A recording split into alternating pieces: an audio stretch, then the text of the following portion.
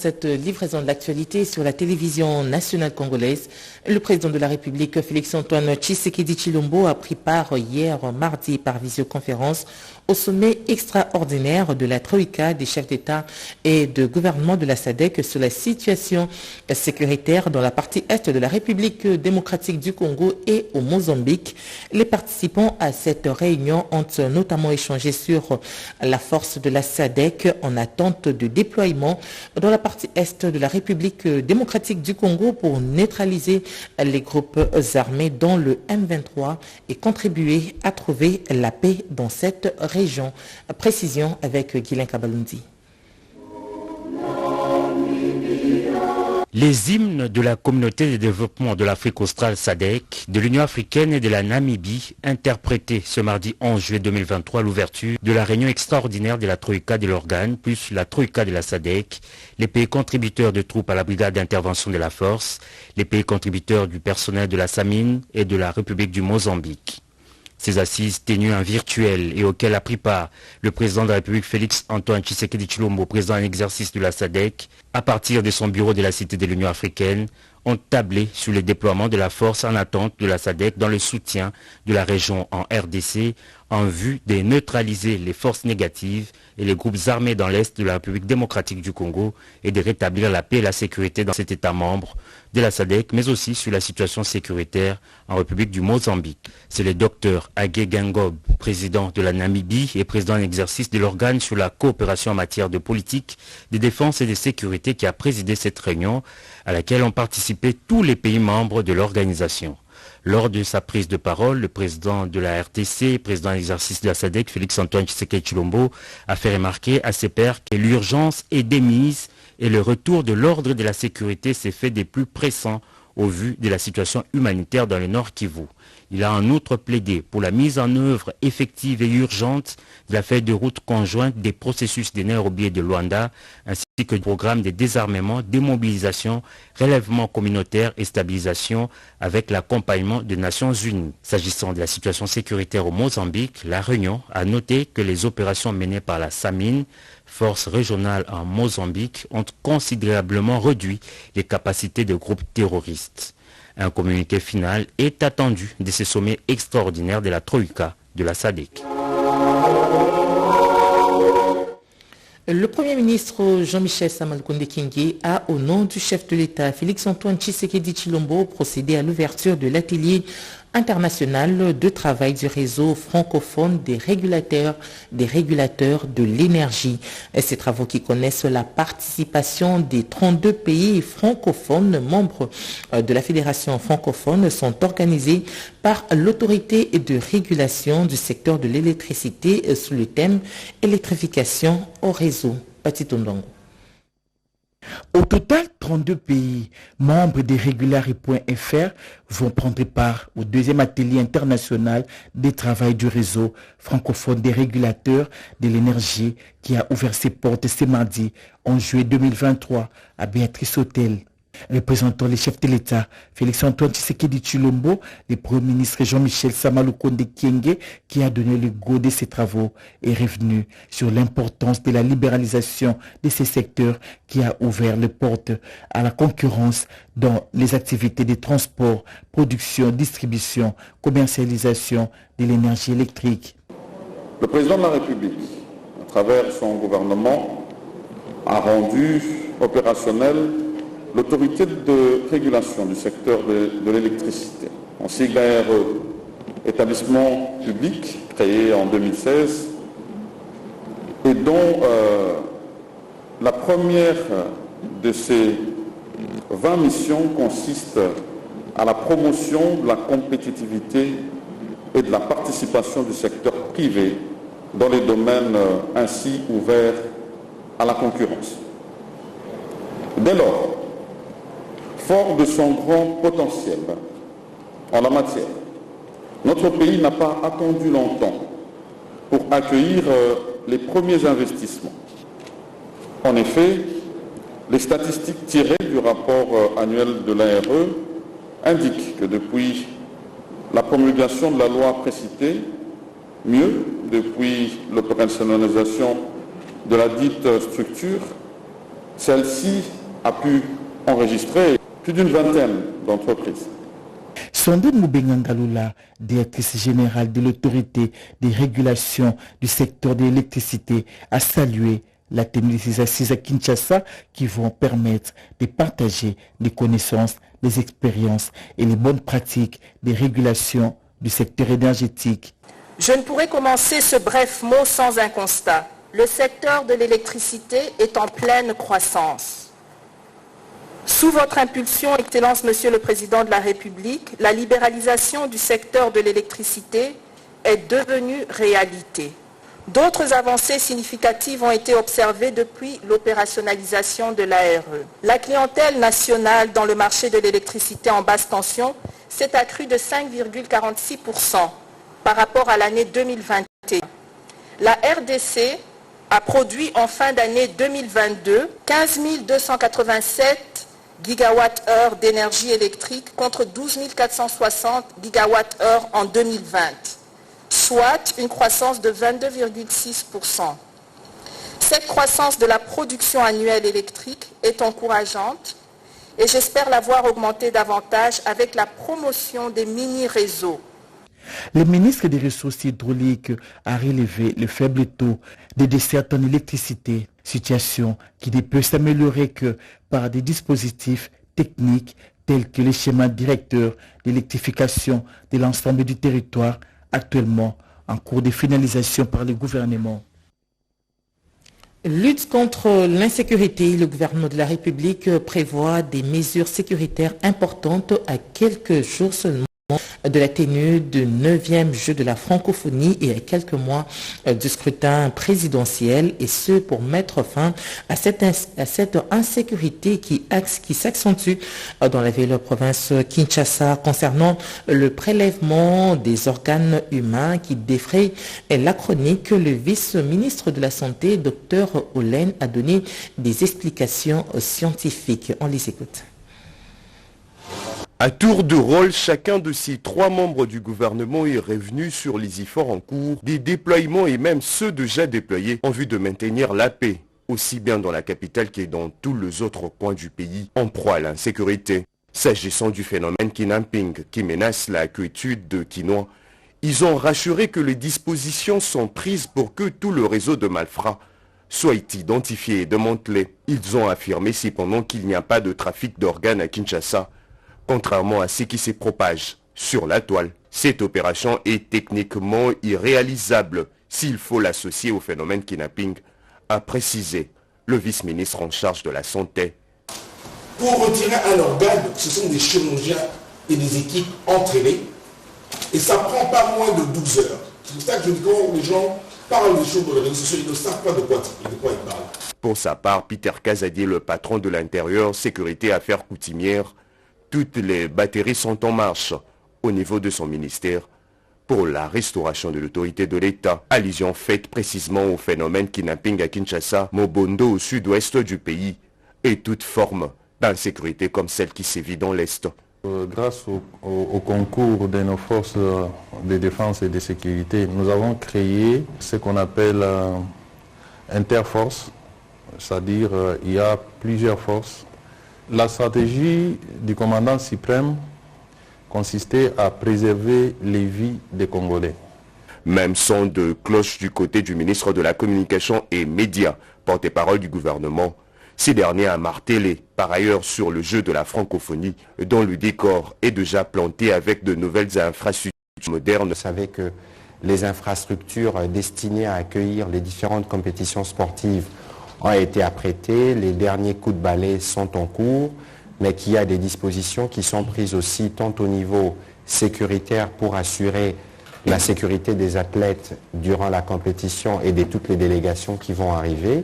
On les attend par milliers. Il a rassuré que le gouvernement a pris toutes les dispositions, notamment sur le plan sécuritaire et sanitaire, pour assurer le bon déroulement de cet important rendez-vous qui va réunir pour une première fois en RDC, précisément à Kinshasa, 2 milliers d'athlètes issus de pays francophones disséminés à travers le monde. Donc je suis ici Le ministre de la Communication et Médias, Patrick Muyaya Katembwe, a échangé avec l'ambassadeur britannique en RDC. Au cœur de leurs échanges, le processus électoral en République démocratique du Congo. Une fois de plus, Gaëtan Magalano. Britannique aussi avec mon directeur qui est de visite de Londres pour parler avec le gouvernement de la RDC. Donc nous avons eu un échange très ouvert sur les défis mais aussi sur les opportunités. Les élections présentent une opportunité très forte d'améliorer l'image internationale de la RDC. Donc c'était pour nous une opportunité et on a parlé justement des progrès, des avances techniques vers les élections et les processus électoraux. Donc nous soutenons la paix et la stabilité dans la RDC. On a beaucoup parlé de cette question et on appuie les solutions africaines aux problèmes africains. Et nous ferons le maximum de nos efforts pour aider à trouver des solutions durables selon les faits de route de Luanda et aussi le processus de Nairobi. Je suis très heureuse d'être ici. C'est un pays formidable qui a plein de merveilles et j'espère travailler en étroite coopération avec le gouvernement de la RDC et le peuple de la RDC pour promouvoir l'image très positive de ce pays et ses cultures merveilleuses. Ouverture officielle du pré-conclave du génie scientifique congolais par le ministre de la Recherche scientifique et Innovation technologique, Gilbert Kabanda Kourenga, a présenté officiellement le portail numérique en présence du corps scientifique. Diane Balaka. 41 jours après sa nomination en tant que nouvel ambassadeur de Chine en RDC, le diplomate chinois Zhao Bin a été présenté à la communauté chinoise, aux officiels congolais ainsi qu'aux membres des différentes chancelleries accréditées en RDC. Cette brève cérémonie mais sobre, au regard de son caractère solennel, a permis au diplomate chinois de décliner les priorités de son mandat en République démocratique du Congo. Je ne suis pas venu les mains vides. Dans la valise est ramené à Kinshasa un mode d'emploi sur les relations sino-congolaises. C'est la déclaration conjointe entre la République démocratique du Congo et la République populaire de Chine, par laquelle nos deux chefs d'État ont décidé ensemble d'élever nos relations bilatérales au niveau de coopération globale et de partenariat stratégique. Cela a non seulement ouvert un nouveau chapitre historique et de nouvelles perspectives pour les relations sino-congolaises, mais aussi m'a donné les grandes orientations et les références fondamentales de ma mission en République démocratique du Congo. Partenaire privilégié de China Media Group, auquel appartient la chaîne nationale chinoise CGTN, la radio-télévision nationale congolaise a été représentée au sommet à cette cérémonie officielle par son directeur général, Madame Sylvie Elenge Niembo, qui s'est fait accompagner du directeur des Infos TV, Joseph Oscar Mbalkaïj. Les Chinois ont su joindre l'utile à l'agréable sous l'agrémentation d'un orchestre symphonique de la place. C'était plutôt le nouvel ambassadeur chinois accrédité en République démocratique du Congo qui a été présenté à sa communauté et aux officiels de la RDC, parmi lesquels le directeur général de la RTNC, Sylvie Elenge Niembo. Parlons à présent de cette ouverture officielle du pré-conclave du génie civil congolais par le ministre de la Recherche scientifique et Innovation technologique, Gilbert Kabanda Kourenga, a présenté le portail numérique en présence du corps scientifique. Diane Balaka. C'est déjà parti pour le conclave du génie scientifique congolais tel que déjà annoncé officiellement par le ministre Gilbert Kabanda. L'acte 2, c'est la présentation de manière officielle et concrète du portail numérique, toujours par le ministre lui-même. Une première dans ce pays, la meilleure de manière pour le ministre de la Recherche scientifique et Innovation technologique de sortir des sentiers battus. C'était le vendredi dernier, 7 juillet 2023, en présence d'un parterre des scientifiques des hauts rangs, dont le secrétaire général du ministère, le président du Conseil scientifique national et de plusieurs membres du cabinet du ministre. Pour faire simple et clair, ce portail constitue de manière tout aussi officielle l'ouverture effective du pré-conclave, car nul n'aura droit de participer à cet événement majeur et de première importance sans avoir été inscrit à ces liens numériques lancés solennellement par le patron de la recherche scientifique et innovation technologique. Dr Gilbert Kabonda a eu ces mots pour donner le coup d'envoi. Je vous demande de nous montrer comment un chercheur congolais, un inventeur congolais pourrait entrer dans ce portail et se signaler avec sa découverte et tout ce qu'il offre à la nation. Et les directeurs de cabinet du ministre de la Recherche scientifique et innovation technologique de préciser cette innovation est l'œuvre d'une équipe composée uniquement des ingénieurs congolais.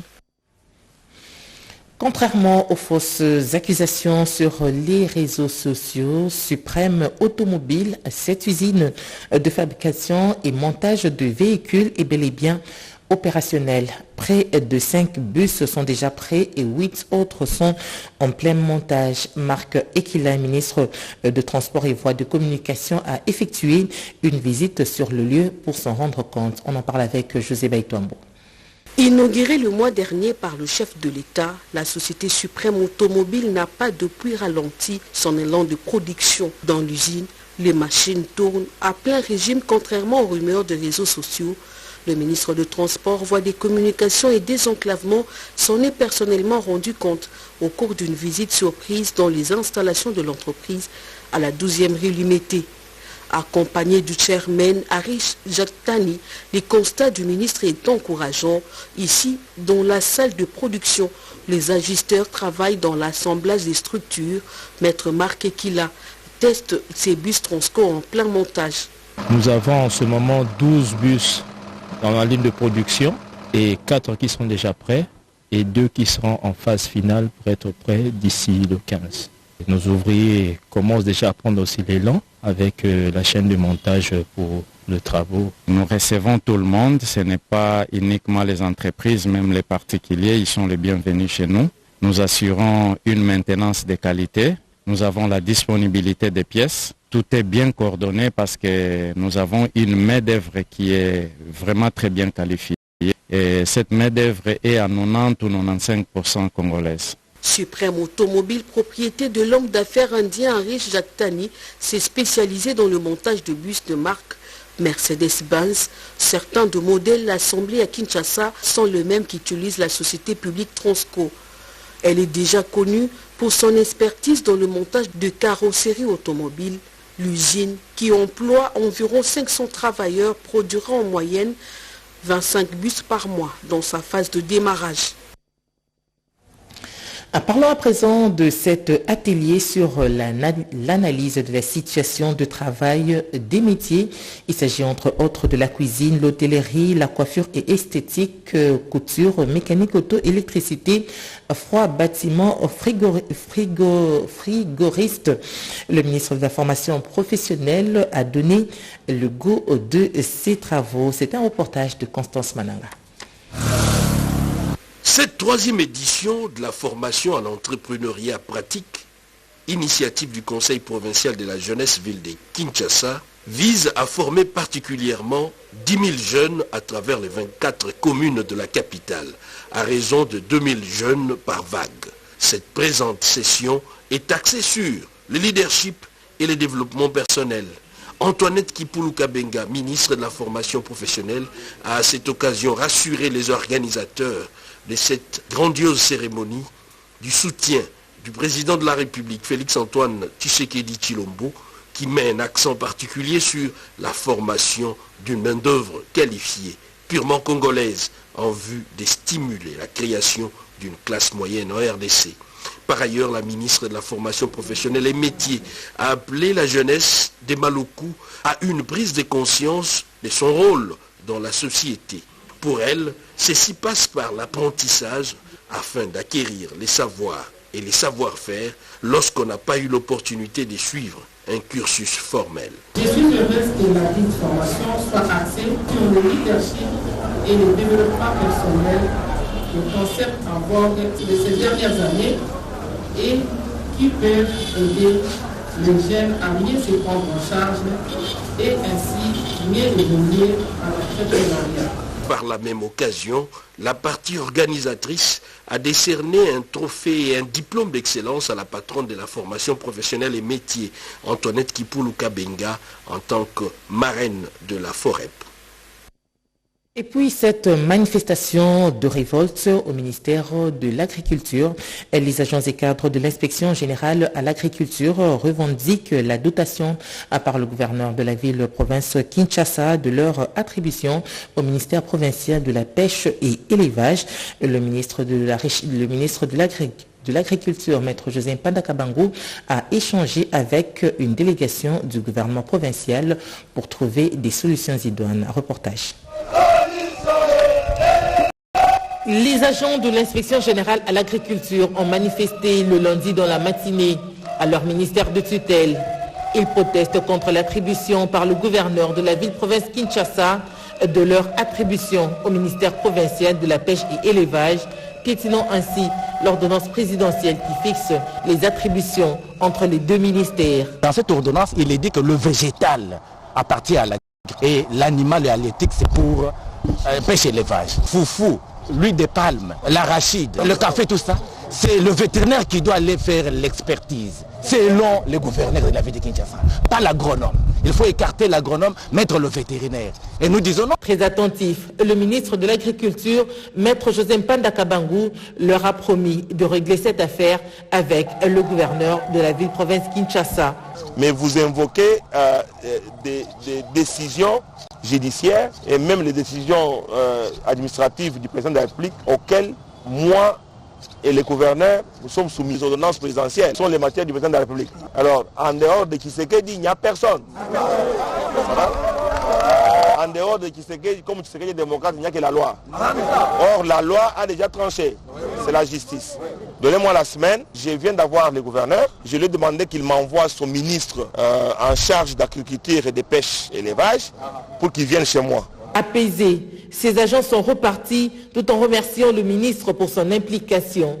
La réaction du gouvernement provincial n'a pas tardé. Le ministre provincial de la pêche et élevage faisant intérim de celui de l'agriculture de la ville-province Kinshasa a été reçu le même lundi dans la soirée par le ministre Mpanda.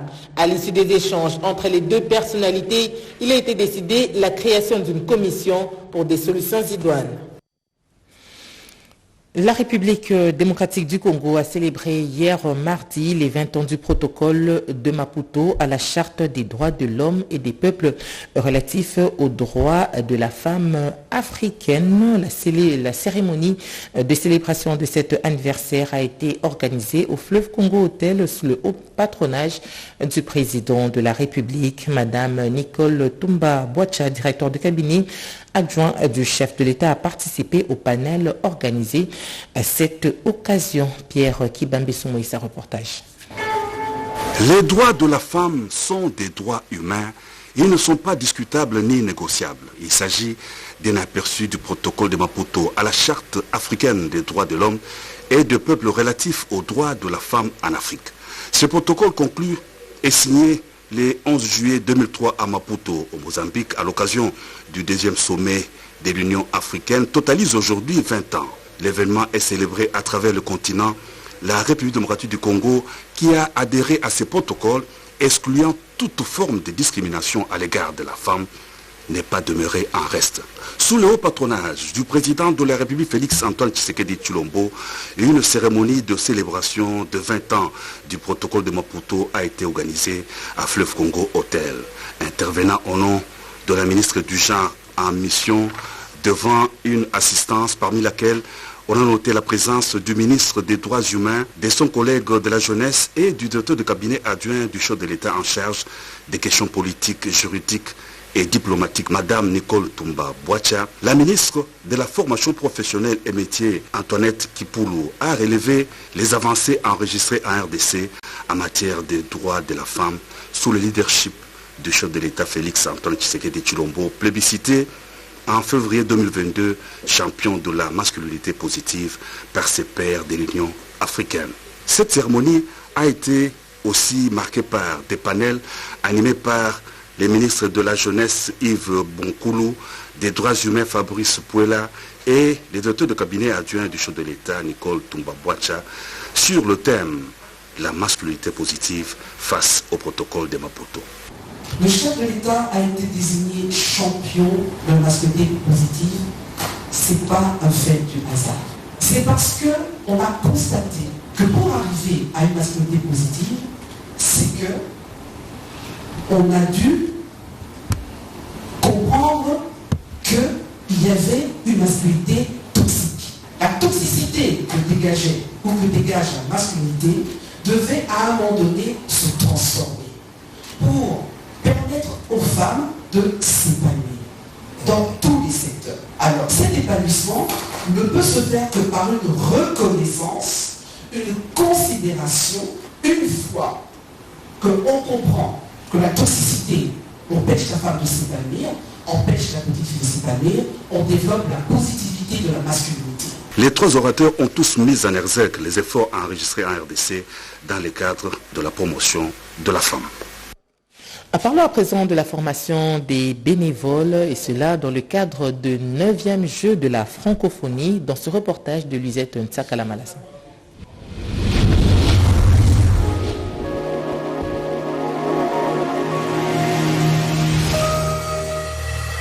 À 17 jours de 9e jeu de la francophonie, toutes les batteries sont en marche pour la réussite de ces grands événements de portée internationale.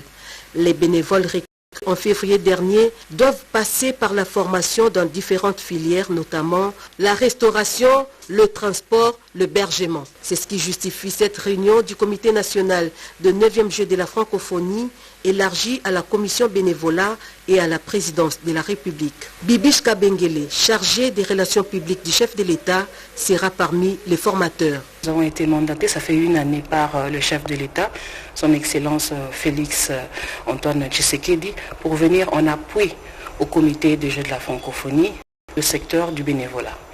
Donc là, nous avons eu une séance de travail avec les différents responsables pour voir dans quelle mesure nous pouvons tracer un chronogramme et suivre une ligne directrice afin de former nos bénévoles qui sont à plus de 1000. Le superviseur de la commission bénévolat, John Kumapanja, compte sur la jeunesse pour la réussite de ces jeux. Je demande à la jeunesse congolaise de s'approprier de ces jeux, les jeux du chef de l'État, la volonté du chef d'État qui a mis en place à ce que les jeux soient organisés en RDC et Kosimba. Dès ce jeudi 13 juillet 2023, l'INPP accueille ses bénévoles pour les débuts de la formation. Et puis parlons de la construction de cette nouvelle grotte en la paroisse Saint-Félix de Montbellé. Il s'agit de Godard Motemona qui a procédé à la première pierre pour la construction de cette grotte sur financement propre. Reportage. Le 14e dimanche du temps ordinaire, Godard Motemona, président de la fondation qui porte son nom, vice-ministre des Mines et autorité morale du parti En Marche pour le Progrès, accompagné d'une forte délégation, a communié avec les paroissiens de Saint-Félix de Limete-Montbellé dans la commune de Limete. Dans sa JBCR, une importante enveloppe pouvant servir à la construction d'une nouvelle grotte mariale à cette paroisse dont il a aussitôt posé la première pierre. Pour Godard Motemona, ce geste d'action de grâce s'inscrit dans l'optique de permettre aux fidèles de pratiquer dignement leur dévotion mariale. Godard Motemona a aussi évoqué la vision du chef de l'État sur la gratuité de l'enseignement pour un avenir meilleur de la jeunesse congolaise, vision qu'il soutient. Pour soutenir la vision du chef de l'État en ce qui concerne la gratuité de l'enseignement, j'ai promis d'amener des bancs dans un mois pour améliorer les conditions des étudiants, des élèves. J'ai également promis de réhabiliter les latrines. Tout ça pour une seule chose. Il faut que notre pays, que nous assurons l'éducation de nos élèves. C'est la base même du développement. Au nom de tous les paroissiens, le père curé Martin Louzy a remercié Godard Motemona pour des bonnes actions qu'il ne cesse d'opposer envers la paroisse Saint-Félix et les écoles sous sa tutelle. Nous sommes très contents pour tout ce qu'il est en train de faire au milieu de nous. Que Dieu les bénisse. Notez que le président de la Fogomo, Godard Motemona, a échangé avec une délégation des enseignants des écoles sous tutelle de la paroisse Saint-Félix. Ces derniers ont exposé quelques difficultés dont ils font face, notamment le manque des bancs et les mauvaises conditions des installations hygiéniques. Godard Motemona a promis d'y répondre promptement et a mené des plaidoyers auprès des autorités compétentes pour l'amélioration des conditions salariales des enseignants. Ce journal est terminé et nous vous disons merci de nous avoir suivis. Merci à l'équipe qui a travaillé ce matin à la réalisation. Mustapha Obio, Papi Nguilamaou. L'équipe technique était assurée par Joseph Nzenzo, José Dimonekene, Maurice Mbewa. L'information continue sur nos antennes en français dans les 4 langues nationales. 13h30, Tétis Samba. Excellente journée à toutes et à tous. Au revoir.